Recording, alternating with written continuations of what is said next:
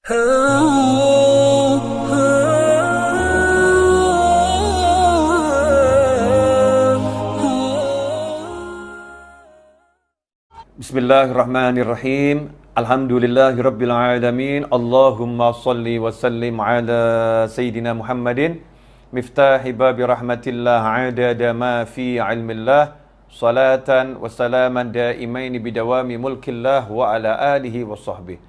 Allahumma salli ala sayyidina Muhammadin salatan taftahu biha lana futuhal arifin wa tufaqihuna biha fid din wa ala alihi wa sahbihi.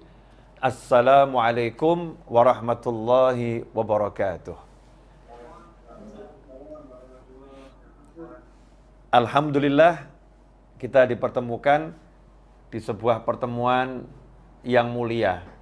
Meskipun tidak ada yang menampung kita saat ini kecuali dunia maya, bukan berarti pertemuan kita tidak nyata. Pertemuan di jalan Allah Ta'ala itu yang dibutuhkan tempatnya adalah hati. Yang dibutuhkan adalah hati. Insya Allah kalau hatinya sudah bersatu, maka di situ turun rahmat dari Allah Subhanahu wa Ta'ala. Mudah-mudahan pertemuan kita kali ini betul-betul bisa mendatangkan rahmat khususnya untuk diri kita pribadi dan teruntuk seluruh umat Nabi Muhammad SAW, khususnya untuk bangsa yang kita cintai. Berpikir positif di segala kondisi, berpikir positif di segala situasi. Hal yang mudah, tapi tidak mudah dilakukan. Hidup ini kan pilihannya ada dua, pilih enak atau pilih nggak enak. Pilih enak atau pilih nggak enak. Seharusnya dalam kondisi apapun, ya kita pilih yang enak. Ya kita pilih yang enak. Milih yang enak itulah yang merupakan wujud daripada berpikir positif. Berpikir yang baik, berpikir yang enak-enak.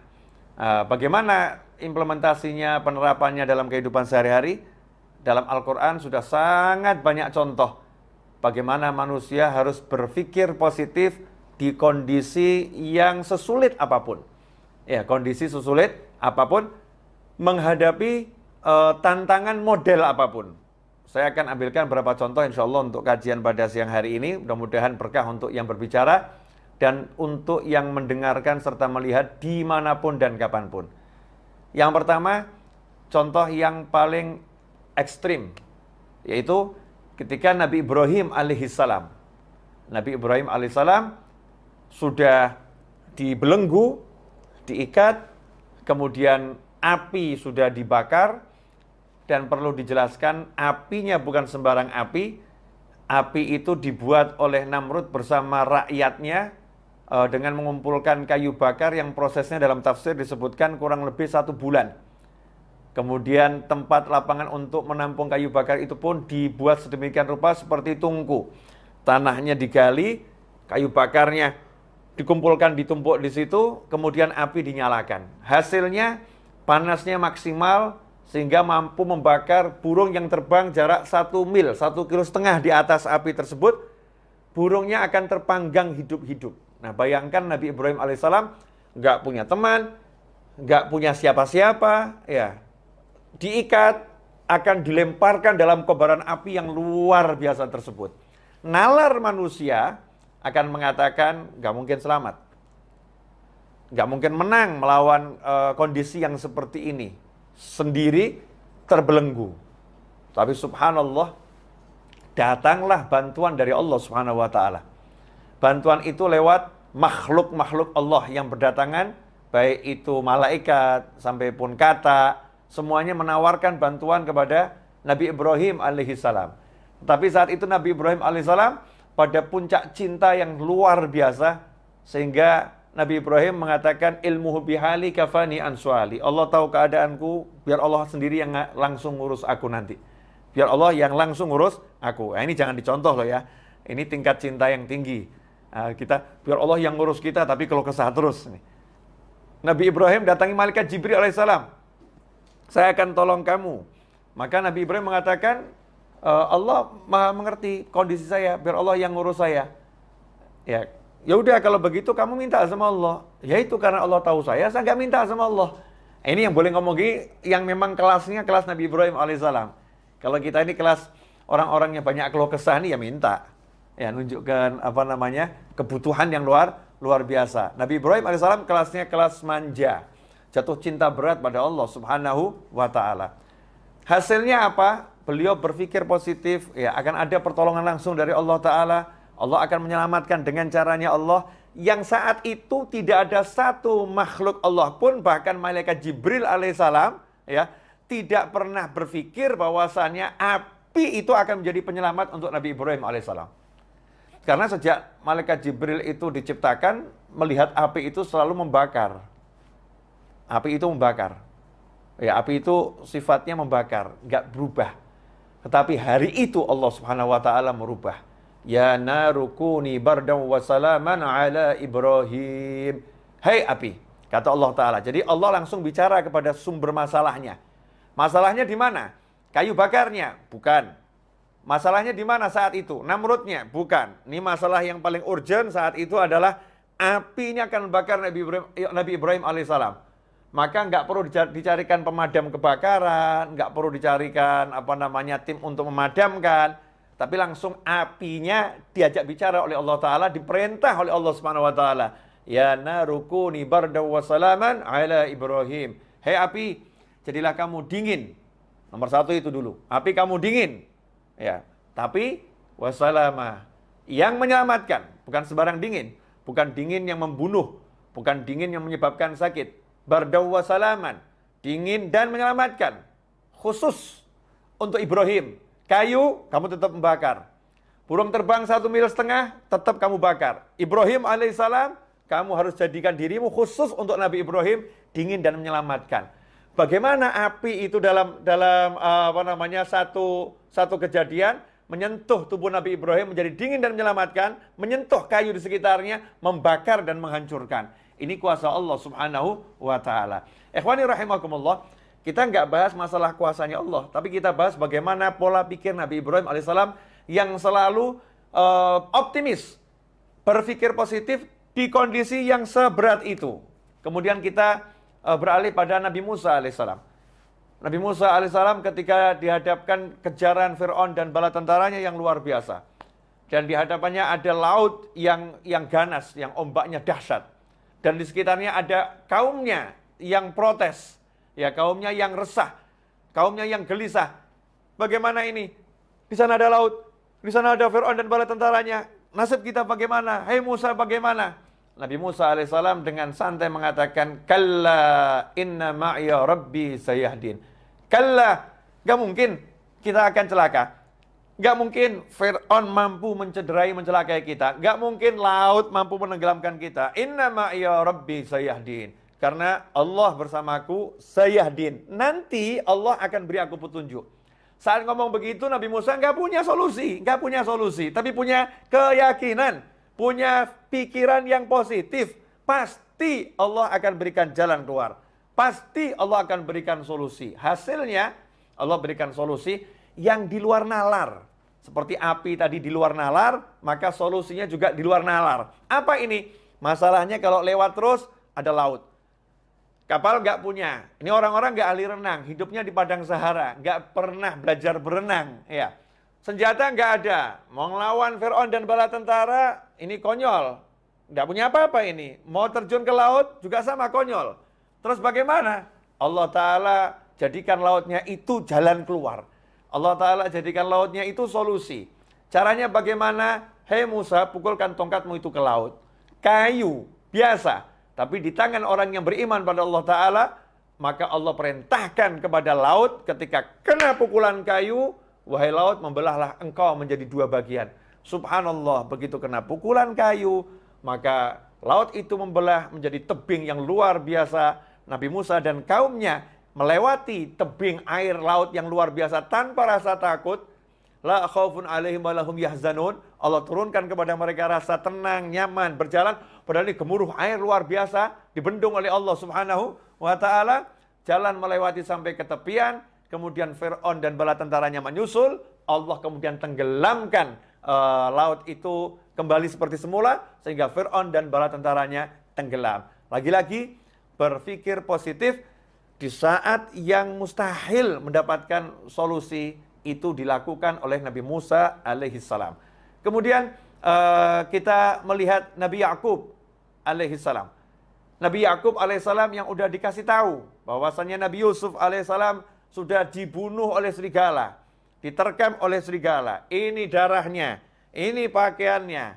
Nabi Yakub mengatakan, nanti ya putraku akan dikembalikan semua kepadaku. Selalu yakin kalau Nabi Yusuf masih hidup. Jasadnya nggak ada, aku nggak ketemukan jasadnya. Berpikir positif, Nabi Yusuf masih hidup. Tentunya dilandasi dengan ilmu dari Allah Subhanahu wa Ta'ala. Hasilnya apa? Hasilnya betul dipertemukan dengan putranya Nabi Yusuf alaihissalam, bahkan sudah menjadi seorang perdana menteri terpercaya di kerajaan Mesir yang punya kedudukan tinggi dan dicintai oleh masyarakat Mesir. Orang tuanya pun dimuliakan oleh Nabi Yusuf alaihissalam, keluarganya pun dimuliakan oleh Nabi Yusuf alaihissalam. Setelah perjalanan panjang yang dibuang ke sumur, dijual sebagai budak, masuk ke penjara, akhirnya menjadi seorang yang luar biasa. Lagi-lagi Nabi Yusuf berpikir positif, ayahnya berpikir positif. Kemudian kalau kita lihat kepada Nabi Ismail alaihissalam beserta ibunya, dan Nabi Ibrahim alaihissalam ketika bersama keluarganya, saat Allah Subhanahu wa Ta'ala memerintahkan Nabi Ibrahim untuk membawa istri dan anaknya untuk memindahkan istri dan anaknya ini ke suatu dataran rendah yang nggak ada manusia ataupun binatang yang hidup di sana, yang panasnya tinggi, nggak ada air, yang adanya cuma padang pasir dan gunung bebatuan. Maka saat itu Nabi Ibrahim alaihissalam meninggalkan istri dan anaknya dengan pikiran positif yang luar biasa, sementara sang istri yang ditinggal pun pikirannya positifnya luar biasa, mengatakan pada suaminya, kalau Allah yang memerintahkan kamu untuk meninggalkan kami di sini, maka pulanglah dengan tenang, dengan nyaman, lanjutkan perjalananmu. Maka suaminya pulang ke istri yang lain, ya, sementara istrinya bersama anak di padang Sahara yang mematikan saat itu. Nabi Ibrahim pun naik ke atas gunung, kemudian melihat ke arah istri dan anaknya, angkat tangan dengan doa yang diabadikan dalam Al-Quran, doa yang tidak logis, ya, doa yang nggak masuk akal, karena doa itu tak membutuhkan akal, doa itu membutuhkan iman, dan kalau udah bicara tentang iman, maka semua perbuatan Allah itu melampaui logika manusia manapun, melampaui logika siapapun, karena Allah berbuat dengan kehendaknya, dengan kemahamampuannya, dengan kemahabisaannya, bukan dengan asbab yang ada pada kita. Nabi Ibrahim mengerti itu, maka berdoa pada Allah Subhanahu wa Ta'ala, ya Allah, aku letakkan sebagian daripada anak keturunanku di suatu lembah yang tidak punya tanaman, nggak punya kehidupan di situ, ghairi dzara'in, nggak ada tanaman di sana. Ya Allah, agar mereka menjadi orang-orang nanti yang mendirikan sholat. Mereka nanti akan, tolong kirimkan kepada mereka buah-buahan dari segala penjuru, kirimkan kepada mereka manusia dari segala penjuru. Subhanallah, sudah tahu tempat ini tempat yang gersang, nggak ada kehidupan, tapi mengatakan liyuqimus shalah, agar nanti muncul manusia-manusia yang mendirikan sholat dari anak keturunan gue ini. Nabi Ibrahim meyakini Nabi Ismail nanti akan berkeluarga, Nabi Ismail akan punya anak, Nabi Ismail akan punya cucu, sampai akhirnya punya cucu namanya Nabi Muhammad sallallahu alaihi wasallam. Itu adalah husnudzan, prasangka baik, positive thinking yang dimiliki oleh Nabi Ibrahim alaihissalam, sehingga bisa menghasilkan kehidupan di kota Mekah yang tadinya padang Sahara sampai menjadi kota yang luar biasa. Begitu pula istri Nabi Ibrahim, ibu Nabi Ismail alaihi wassalam. Ya, bagaimana ketika ditinggal oleh suaminya, kemudian berdua dengan anaknya. Saat itu sang anak menangis karena bekal telah habis, air yang diminum gak ada, makanan gak ada. Bayi yang usianya baru 2 tahun ini menangis, kurang lebih 2 tahun menangis jadi-jadinya. Maka sang ibu pun tidak berpikir negatif, berpikir positif. Cari tempat yang tinggi, dan tempat yang tinggi adalah Bukit Sofa dan Bukit Marwah. Kenapa cari tempat yang tinggi? Untuk melihat sekitar, ada nggak manusia yang bisa dimintai pertolongan. Siapa tahu ada musafir yang lewat, yang bisa dimintai pertolongan. Maka lari ke Bukit Sofa. Lihat di sekitar nggak ada, pindah ke Bukit Marwah. Lihat sekitar nggak ada, lari ke Sofa lagi. berulang kali Safa dan Marwah dengan positive thinking, Allah akan memberikan solusi untuk masalah saya ini. Subhanallah, karena minta solusinya dari Allah Subhanahu wa taala, maka Allah berikan solusi itu di kaki bayi Ismail alaihi salam yang menjejak-jejakkan kaki ke bumi, tiba-tiba memuncrat air yang keras yang luar biasa yang akhirnya menjadi air Zam-Zam. Hingga hari ini dan sampai hari kiamat, air itu akan menjadi sumber kehidupan umat manusia. Ini karena positive thinking dari ibunya Nabi Ismail alaihissalam. Kemudian kita lihat Nabi Ismail alaihissalam ketika akan disembelih, ya, perintah menyembelih Nabi Ismail alaihissalam. Dengan santai dan positive thinking mengatakan kepada ayahnya kondisi yang seperti itu, ya abatif al-ma tu'mar, wahai ayahku, lakukan yang diperintahkan kepadamu. Satajidu ini insyaallah minas sabirin. Insyaallah engkau akan dapati aku termasuk orang-orang yang sabar menghadapi masalah ini. Apa yang terjadi? Allah Ta'ala jadikan leher Nabi Ismail tidak bisa disentuh oleh pisau, ya. Pisau yang tajam nggak bisa menyentuh leher Nabi Ismail. Leher itu menjadi seperti baja yang luar biasa. Kemudian Allah katakan pada Nabi Ibrahim alaihissalam, engkau telah melaksanakan arti mimpimu, maka sekarang kami datangkan domba dari surga sebagai ganti untuk Nabi Ismail alaihissalam. Maka saat itulah diganti domba yang disembelih. Nabi Ismail pun selamat karena positive thinking dari ayah, positive thinking dari anak menghasilkan sesuatu yang luar biasa. Ikhwani rahimakumullah. Kalau kita dihadapi satu masalah, kemudian kita itu menyerah dengan masalah, berarti kita seperti manusia yang nggak punya Tuhan. Manusia nggak punya Allah Subhanahu wa ta'ala. Jangan pernah menyerah menghadapi kehidupan model apapun dan model bagaimanapun. Karena yang menguasai hidup ini bukan makhluk. Yang menguasai hidup ini bukan ciptaan. Tapi hidup ini dikuasai oleh yang maha mencipta, yaitu Allah Subhanahu wa ta'ala. Semuanya adalah makhluk Allah dan semuanya adalah ciptaan Allah ta'ala. Maka apapun kondisinya, apapun masalahnya, kita berpikir positif, Allah akan berikan solusi. Allah akan berikan jalan keluar. Bagaimana caranya? Allah telah menjelaskan, "Wa may yattaqillaha yaj'al lahu makhrajan wa yarzuqhu min haitsu la yahtasib." Siapa yang bertakwa pada Allah, "Wa may yattaqillaha yaj'al lahu makhraja." Allah akan selalu memberikan solusi. Allah akan selalu memberikan jalan keluar. "Wa yarzuqhu min haitsu la yahtasib." Bahkan Allah menambahin, bukan cuma solusi, jalan keluar, dan Allah akan senantiasa selalu terus-menerus memberikan rezeki dari arah yang nggak pernah dia nalar, dari arah yang nggak pernah bisa dia perhitungkan, dari arah yang nggak pernah dia sangka. Rezeki Allah sifatnya surprise untuk dia, kejutan yang menyenangkan untuknya. Karena apa? Karena takwa pada Allah Ta'ala, melaksanakan perintah Allah, menjauhi larangan Allah. Itulah cara agar kita bisa berpikir positif. Ya, berpikir positif artinya apapun masalahnya, kita jadikan takwa sebagai kendaraan. Takwa sebagai sumber solusi dari langit. Takwa sebagai sumber pertolongan dari Allah Subhanahu wa ta'ala. Sayangnya, saat ada masalah, justru kita mengandalkan yang namanya makhluk. Dan kita lupa pada Sang Khalik, yaitu Allah Ta'ala. Kita jauh dari yang namanya ketaatan. Kita justru larut dalam keluh kesah, dalam hal-hal yang gak diridhai oleh Allah Subhanahu wa ta'ala. Ikhwani rahimakumullah. Nah, ini sekarang kita dalam hidup. Dalam hidup tuh kondisinya apapun kan pilihannya selalu ada pilihan enak. Contoh, dipecat dari kantor. Ngapain mikir hidupku berantakan? Kan bisa mikir, wah, saya mau dikasih lapangan pekerjaan yang lebih bagus. Allah akan beri saya cara kerja yang lebih enak, yang lebih nyaman. Allah akan jadikan rezeki saya lebih banyak. Karena di kantor ini kelihatannya nggak cukup untuk gaji saya ini. Tidak mampu, gaji saya lebih besar nih. Saya akan dikasih gaji yang lebih besar. Caranya gimana? Wallahu a'lam. Allah yang tahu. Yang penting saya mau usaha, saya mau tingkatkan takwa saya pada Allah Subhanahu wa ta'ala. Berpikir yang positif. Apapun itu bisa dilakukan kok. Tapi kenapa kok kita nggak mau mikir yang positif? Mikirnya nggak enak. Padahal pikiranmu adalah doamu. Ana inda dhanni 'abdi bi falyadhunna bima syaa. Kata Allah Ta'ala dalam hadits qudsi, ana inda dhanni 'abdi bi. Aku tergantung apa yang difikirkan hambaku, prasangka hambaku. Karena itu terserah dia mau nyangka apa tentang aku, dia mau berpikir apa tentang aku. Jadi kalau kita mikirnya jelek, ya dapatnya jelek. Kalau mikirnya bagus, ya insya Allah dapatnya bagus. Nah, modal mikir aja kok takut. Seperti ada orang nggak punya duit,